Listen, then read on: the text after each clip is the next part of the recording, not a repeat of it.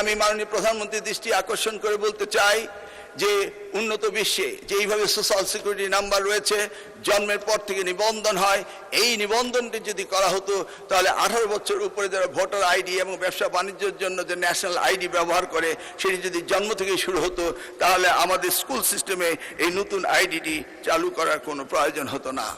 তিনি পরিকল্পনা নিয়েছেন ওয়ান চাইল্ড ওয়ান ট্রি।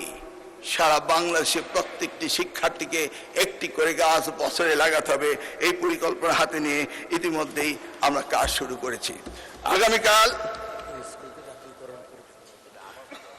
আগামীকাল বিকেল 2টার সময় চিন্মৈত্রী সম্মেলন কেন্দ্রে এই স্টার্ট আপ ইনোভেশন শোকেসের উপর একটি অনুষ্ঠান হতে যাচ্ছে। এই অনুষ্ঠানটিতে আমি আপনার মাধ্যমে সকলকে দাওয়াত দিচ্ছি।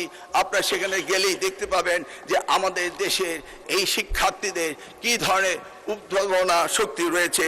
সেই বিষয়টি অলিম্পিয়াড, বিতর্ক, স্কাউট, বিএনসিসি, গার্লস গাইডকে তিনি অত্যন্ত গুরুত্ব দিয়েছেন এবং আগামী বছর থেকে সারা দেশে 24,000 করে বিএনসিসি তৈরি করার প্রস্তুতিও আমরা নিচ্ছি।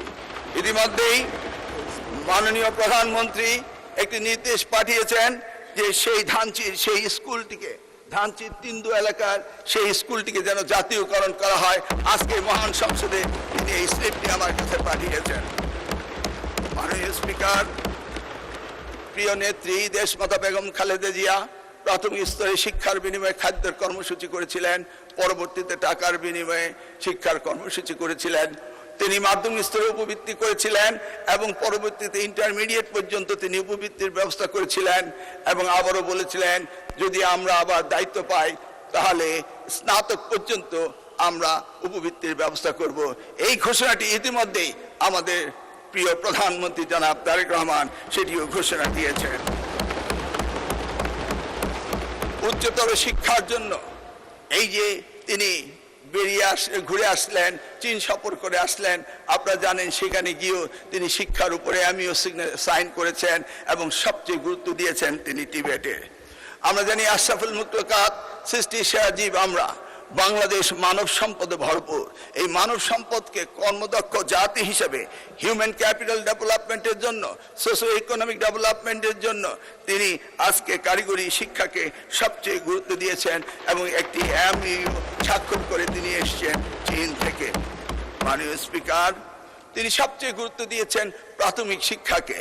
তিনি জানেন একটি প্রজন্মকে সুন্দরভাবে তৈরি করতে হবে, সেই জন্য তিনি বিনামূল্যে বই হতে শুরু করে ক্লাস 4-এ তাদেরকে এই sports culture, family values, religious values, ethics, morals, sports culture সব কিছুকে তিনি গুরুত্ব দিয়েছেন। এমনকি ক্লাস 6 থেকে তিনি টিবেট টেকনিক্যাল ভোকেশনাল এডুকেশন অ্যান্ড ট্রেনিংকে সবচেয়ে বেশি গুরুত্ব দিয়েছেন। তিনি বিদ্যালয় কর্তৃক শিক্ষার্থীদের উপ আনুষ্ঠানিক শিক্ষার ব্যবস্থা করেছেন। তিনি একদিন বলছিলেন, আমি যখন ইংল্যান্ডে ছিলাম তখন দেখতাম বাচ্চারা কি সুন্দর ড্রেস পরে তারা স্কুলে আসে যায়। তিনি সেই স্বপ্ন থেকে, সেই ভাবনা থেকে আজকে সারা বাংলাদেশের প্রাথমিক স্কুলের সকল শিক্ষার্থীদের জুতো, মোজো, শার্ট, প্যান্ট, স্কুল ড্রেসের এবং কি কাঁধে তাদের জন্য ব্যাগ থাকে সেই ব্যবস্থা করেছেন। তিনি শিশুদের স্বাস্থ্যের এই দুর্বলতা দেখে তিনি মিড ডে মিলের ব্যবস্থা করছেন। ইনশাআল্লাহ আগামী ফিজিক্যাল ইয়ারে আমরা সারা বাংলাদেশে এই ব্যবস্থাটি আমরা করতে পারবো। মাননীয় স্পিকার, সময় তো শেষ।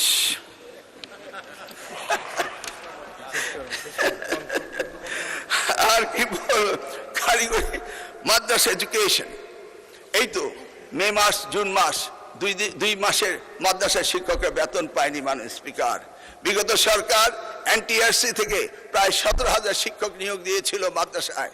প্রতি মাসে আমাদের 501 কোটি টাকা লাগে, কিন্তু সেই টাকাটির ব্যবস্থা করা হয়নি বলে আমরা এই মাসে আমরা মাদ্রাসায় বেতন দিতে পারিনি।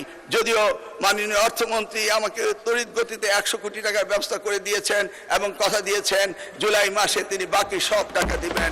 আমি মাননীয় অর্থমন্ত্রীকে ধন্যবাদ জানাই। মাননীয় স্পিকার, শিক্ষকদের জন্য কল্যাণ ট্রাস্ট ছিল, শিক্ষকদের জন্য অবসর ভাতা ছিল। 2022 সাল থেকে যে শিক্ষকরা রিটায়ারমেন্টে গিয়েছে তাদের কেউ আজ অবধি কোনো অবসর ভাতা কল্যাণ ট্রাস্ট পাচ্ছে না। এই জন্য আমি মাননীয় অর্থমন্ত্রীকে ধন্যবাদ জানাই। তিনি 2,000 অসংখ্য ধন্যবাদ।